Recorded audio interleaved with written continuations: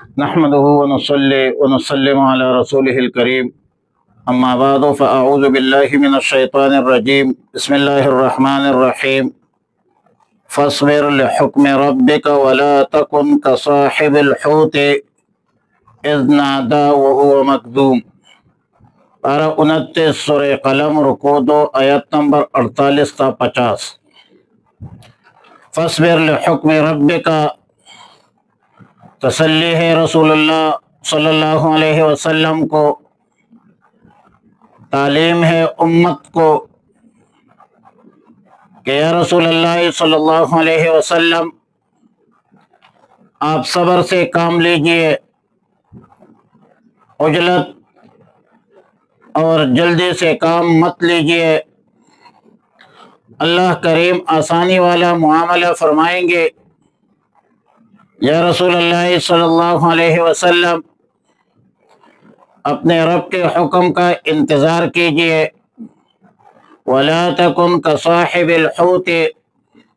قرآن کریم میں ذنون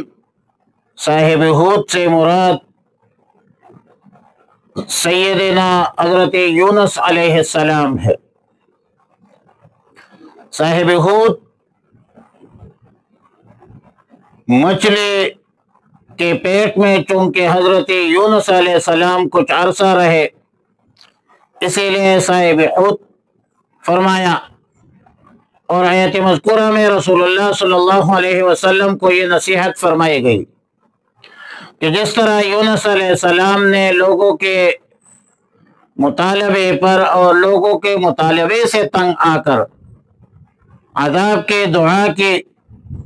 اور جب عذاب کے آثار سامنے آ گئے تو یونس علیہ السلام اس جائے عذاب سے دوسری جگہ منتقل بھی ہو گئے، مگر پھر پورے قوم نے الحاح اور زاری کے بڑے اخلاص کے ساتھ توبہ طائب ہوئی۔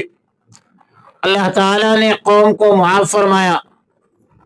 اور عذاب ہٹا دیا۔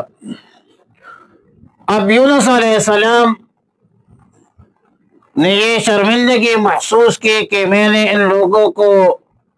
عذاب سے ڈرایا، عذاب کا وعدہ کیا، عذاب واپس ہوا تو میں جھوٹا قرار پاؤں گا۔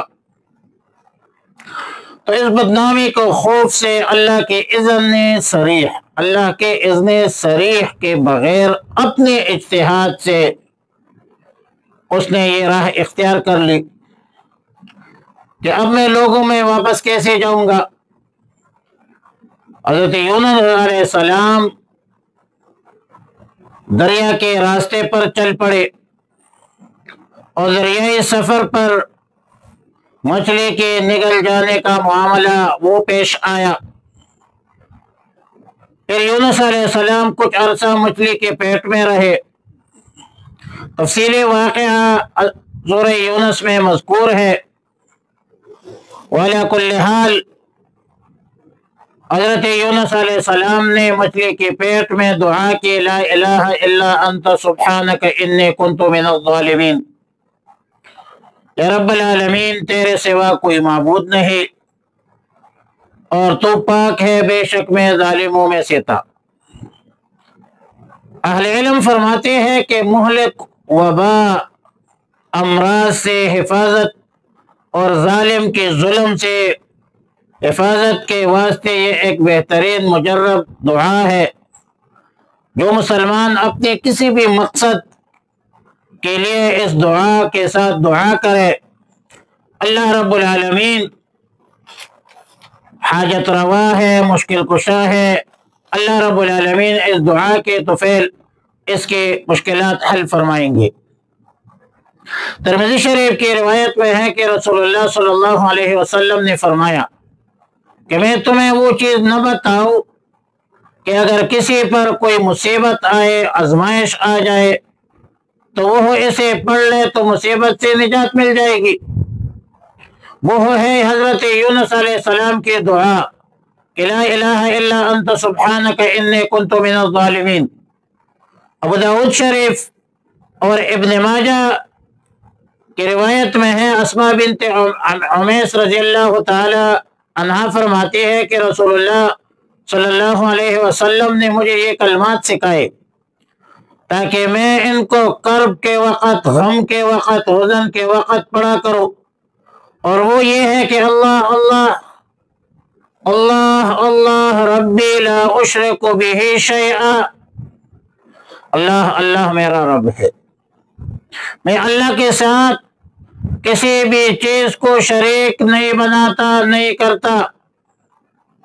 غم، حزن، کرب کی حالت میں دونوں دعائیں پڑھنا زیادہ بہتر ہے، دونوں دعاؤں کو ملا کر پڑھنا زیادہ بہتر ہے کہ لا الہ الا انت سبحانک انی کنت من الظالمین، اور ساتھ یہ بھی دعا ملائے اللہ اللہ انی لا اشرک بہ شیئا۔ انشاءاللہ العزیز کرب و غم اور حزن جو ہے وہ ان دعاؤں کی برکت سے ختم ہو جائے گا، اللہ کی طرف توجہ ہو جائے گی۔ آیت مذکورہ میں رسول اللہ صلی اللہ علیہ وسلم کو تذکیر بایام اللہ کے اساس پر نصیحت فرمائی کہ یا رسول اللہ صلی اللہ علیہ وسلم، آپ ان لوگوں کے ایسے مطالبات سننے سے مغلوب نہ ہوں، ان مشرکین، منکرین، کافرین کے باتوں سے، اعتراضات سے، اتہامات سے یا رسول اللہ صلی اللہ علیہ وسلم آپ مرعوب نہ ہوں، اور ان مشرکین، منکرین پر جلدی عذاب نازل کرنے کے خواہش مند بھی نہ ہوں۔ اللہ رب العالمین حکیم ذات ہے، اللہ رب العالمین اپنے حکمتوں اور مصلحتوں کو خوب جانتا ہے، لہذا یا رسول اللہ صلی اللہ علیہ وسلم آپ اللہ رب العالمین پر توکل کیجئے، یا رسول اللہ صلی اللہ علیہ وسلم اپنا جدوجہد جاری رکھیے، اللہ پر اذعان اور اعتماد کیجئے، باقی نتیجہ اللہ کے اختیار میں ہے، اور امت کو بھی یہ تعلیم ہے کہ مصائب میں، مشکلات کے وقت اللہ کی طرف رجوع کرے، اپنا جدوجہد جاری رکھے، عقائد و نظریات پر کمپرومائز مت کرے، ایک قدم بھی پیچھے مت ہٹے، اور اعتدال سے چلے، تجاوز تعدد بھی نہ کرے، افراط و تفریط کے شکار بھی نہ ہو، اور اعلاء کلمت اللہ، دین کی سربلندی کے لیے آپ اپنا جدوجہد جاری رکھیں۔ آپ جدوجہد پر مکلف ہے، امت کا ہر فرد جدوجہد پر مکلف ہے تاکہ اسلام کی سربلندی ہو، اسلام کی سربلندی کے خاطر وقت، مال، جان خرچ کرے، باقی نتیجہ اللہ پر چھوڑ دے۔ والذین جاہدوا فینا لنہدینہم سبلنا، آپ جدوجہد پر مکلف ہے، مجاہدے پر مکلف ہے، نتیجے پر کوئی بھی پیغمبر بھی مکلف نہیں ہے، اور امت کا کوئی بھی فرد مکلف نہیں ہے۔ واللہ یہدی من یشاء الی صراط مستقیم، ہدایت اللہ کے اختیار میں ہے، باقی دعوت و تبلیغ، اعلاء کلمت اللہ کے جدوجہد کسی بھی شکل میں ہو وہ آپ جاری رکھیں، اور امت کو بھی یہ تعلیم ہے۔ فرمایا کہ فصبر، آپ صبر کیجئے یا استقامت اختیار کیجئے، الاستقامت خیر من الف کرامہ، لحکم ربک، اپنے رب کے حکم کے لیے، ولا تکن، اور نہ ہو کصاحب الحوت، مچھلی والے کی طرح، یعنی حضرت یونس علیہ السلام کی طرح نہ ہو، اذ نادا، جب اس نے پکارا، وہ ہوا مغزوم، اور وہ غم سے بھرا ہوا تھا، مغموم تھا، وہ مغزوم تھا، محزون تھا، غم میں تھا کہ عذاب نہیں آیا، قوم کو میں نے بتایا کہ عذاب نے آنا ہے، اور پھر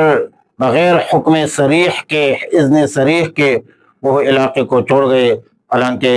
یہ ایک اجتہادی غلطی ہے۔ لولا ان تدارکہ،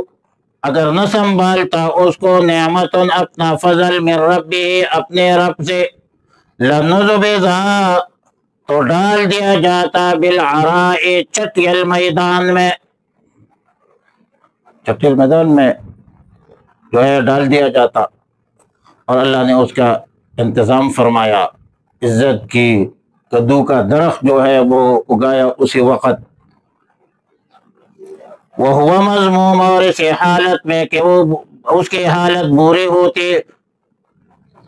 فاجتباہ ربہ فجعلہ من الصالحین، پھر اس کو برگزیدہ کیا اس کے رب نے فجعلہ پس کر دیا اس کو من الصالحین نیک لوگوں میں سے۔ اللہم ربنا تقبل منا انک انت السمیع العلیم وتب علینا یا مولانا انک انت التواب الرحیم۔ اللہم احسن عاقبتنا فی الامور کلہا واجرنا من خزي الدنيا وعذاب الآخرة، اللهم وفقنا لما تحب وترضى، وصلى الله تعالى على خير خلقه محمد وآله وأصحابه أجمعين۔